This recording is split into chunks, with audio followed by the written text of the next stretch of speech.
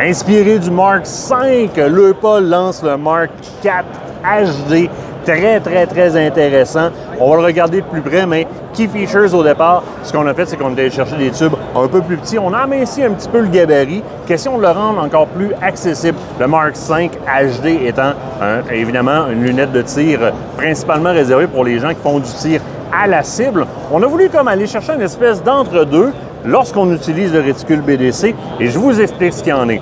Ce que c'est que les lunettes de visée Leupold Mark IV HD, dans un premier temps, c'est vraiment un design de tir à la cible, ou de tir sportif, on va dire ça comme ça, avec tous les avantages et toutes les technologies que va offrir un télescope ou une lunette de visée de type plus tactique ou tir sportif. C'est-à-dire qu'au départ, on a des lunettes qui sont excessivement solides dans leur ensemble, à l'épreuve de l'eau, à l'épreuve des intempéries, à l'épreuve des fogs aussi. Donc, la tropicalisation de ce type de télescope-là, c'est le haut de la technologie, là. On a vraiment quelque chose qui est excessivement solide de ce côté-là dans un premier temps.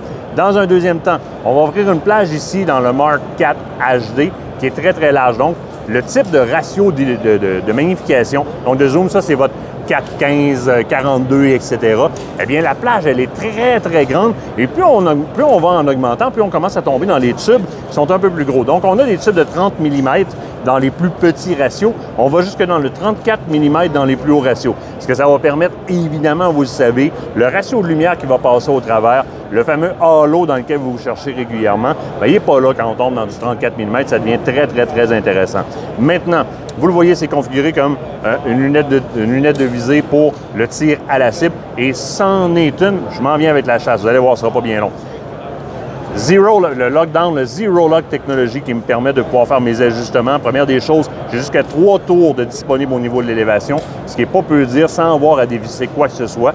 Le retour au zéro est très rapide, mais le lockdown va faire que peu importe après quoi vous l'accrochez, vous ne changerez pas votre ajustement qui est préfet. En l'accrochant après un arbre ou dans le sac ou dans le camion ou dans quoi que ce soit, ça va rester là, dans un premier temps. Deuxième temps, les molettes qui sont oversizées au niveau, entre autres, illumination ou encore au niveau de correction de parallaxe. Donc, peu importe les intempéries, peu importe ce que vous avez dans les mains, que ce soit une mitaine ou encore un gant, ça va être facile à venir tourner. Maintenant, au niveau du zoom, évidemment, c'est retirable aussi, vous le savez, ce qu'on appelle les throw levers. C'est un petit ajout qu'on vient mettre au niveau du zoom qui me permet de rapidement... Ça existe déjà depuis longtemps, mais regardez comment il est bien fait, comment il est texturé, comment on peut avoir une bonne grippe rapide sur le throw lever de ce télescope-là. Donc, on va rapidement pouvoir faire notre zoom. Si on n'aime pas ça, on l'enlève tout simplement, ça redevient une bague usuelle et coutumière. Là où ça devient encore plus intéressant, c'est qu'on a ici une lunette de visée qui est élevée au niveau tir sportif. Et là, on peut aller jusque... J'ai amené ici, entre autres, un 8-32-56. Évidemment, il y a des configurations plus petites. Il y a à partir de 2.5 là-dedans. Il y a des configurations qui sont plus adaptées à la chasse. 8-32-56, c'est beaucoup comme zoom ratio. Partir à 8 ou encore ici, un 6-24-52. On connaît les 5-25-56 dans ces ratios-là pour le tir plus longue distance au niveau de la chasse ou encore du tir sportif. Mais il y a une bonne plage dans le 30 mm qui sont dans des ratios de zoom qui sont plus appropriés à la chasse, on va dire. Maintenant, ce qui est le fun, on a affaire à un télescope qui est premier plan focal.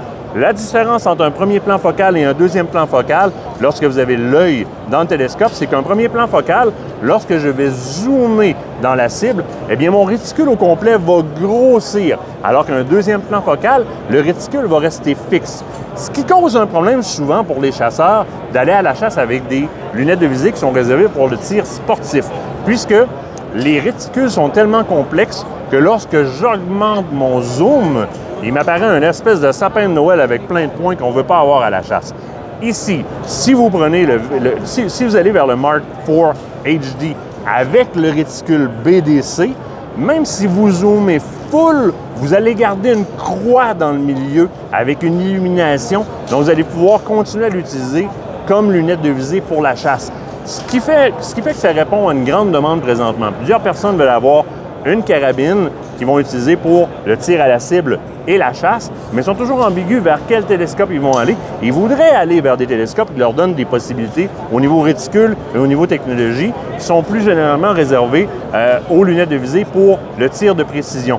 Eh bien là, ici, on a tout en un. En choisissant le BDC, on va pouvoir aller zoomer. Et quand vous zoomez full dans le BDC, vous avez quand même votre petit sapin de Noël qui va vous permettre, en tir sportif, de faire vos calculs. Mais si vous l'amenez à la chasse, il conserve la belle croix tout le long. Et vous pouvez aller du champ de tir à la chasse, faire vos deux activités avec cette lunette de visée-là sur laquelle vous allez mettre votre budget, au lieu d'avoir à mettre le budget sur deux lunettes de visée, plus d'entrée de gamme, une pour le tir sportif et une pour la chasse.